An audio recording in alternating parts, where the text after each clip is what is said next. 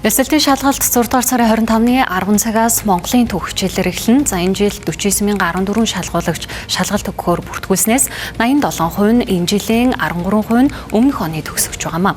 За математикийн шалгалтыг хамгийн олон буюу 33177 шалгуулагч өгөхөөр бүртгүүлсэн. За харин орос хэлний хичээлийг 571 шалгуулагч өгөхөөр бүртгүүлсэн нь хамгийн бага үзүүлэлт юм а.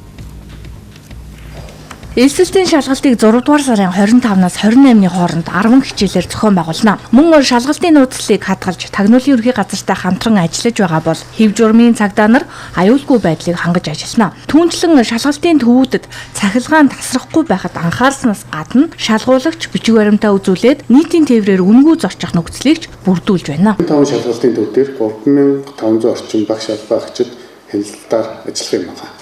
Хамгийн чухал энэ жилийн өөрчлөгдсөн бол биднес тусгай хэрэгцээд шалгуулагчдыг нэмэлтээр буюу тусгаалсан шинэ шалгалтын төв зохион байгуулсан байгаа. Ямар шаардлагатай байна тэр бүх орчныг нь бүрдүүлсэн. Энэ жилийн хувьд бол бид нэр утасны шүлжээ онгоодог утсыг нь хурааж авахгүйгээр эзэн нь өөрөө манай зориулсан хууданд хийгээд аваад явах боломжтойгоор тийм хамгаалалтын хэрэгтлгүүнүүдийг бол туршиж үзэж байгаа юм. Тусгай хэрэгцээд шалгуулагчдаас өмнө нь шалгалтын төвүүдэд тусгай анги гарган шалгалт авдаг байсан бол энэ жил 29 дугаар сургууль дээр шалгалтыг авна. Түүнчлэн албаныхан эсэлтийн шалгалтыг 2-оос 3 жилийн хугацаанд цахим хэлбэрт шилжүүлнэ гэлээ.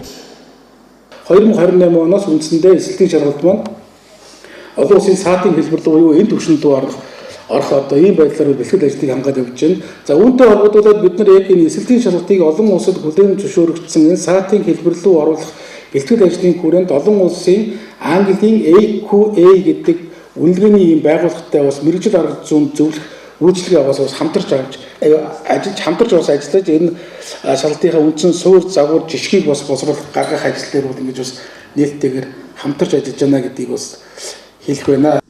Шалгуулагч бүртгэлийн хуудас, суудлын хуваар, иргэний үнэмлэх, бүрэн дүнд боловсрал болон түүнээс дээш боловсрал эзэмшсэнийг гэрчлэх баримт бичгийг заавал авчирна. Мөн шалгалтаас 1 цагийн өмнө ирж 10 минутын өмнө суудлаа эзэлсэн байх юм а. Дурдсан хугацаанаас хожимдсон шалгуулагчийг шалгалтад оруулахгүй.